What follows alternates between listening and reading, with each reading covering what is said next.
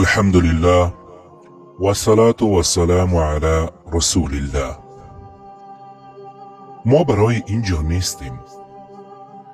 ما انسانها در این زمین طور زندگی می کنیم گویا این که برای اینجا خلق شده باشیم و نمی خواهیم به این حقیقت پی ببریم که ما در یک ریل قرار داریم و این ریل از ایستگاه ها عبور می کند تا به منزل اصلی برسد و این دنیا از جمله یکی از ایستگاه های است و ما برای این خلق نشده ایم.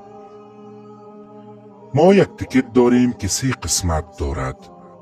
قسمت اول که ما در بطن مادر سپری می کنیم.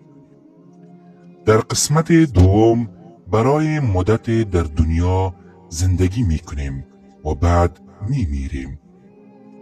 و قسمت سوم که مربوط آخرت می شود، یا به بهشت خواهیم رفت یا به جهنم و این منزل نهایی ما می باشد.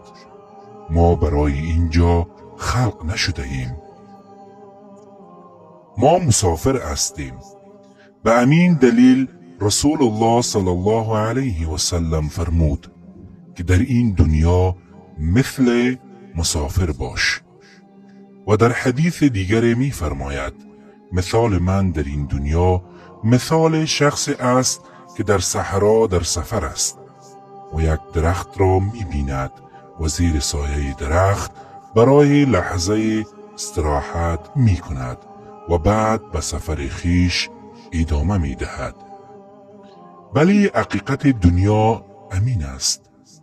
ما زیر این درخت لحظه سپری می کنیم و بالاخره به سفر خیش ادامه می دهیم. آیا می توانید وقت را متوقف کنید؟ وقت آنقدر سریع می گذرد که هیچ چیز را نمی فهمیم. هر لحظه ثانیه‌ای که می گذرد یا به خیرتان است یا به شرتان است.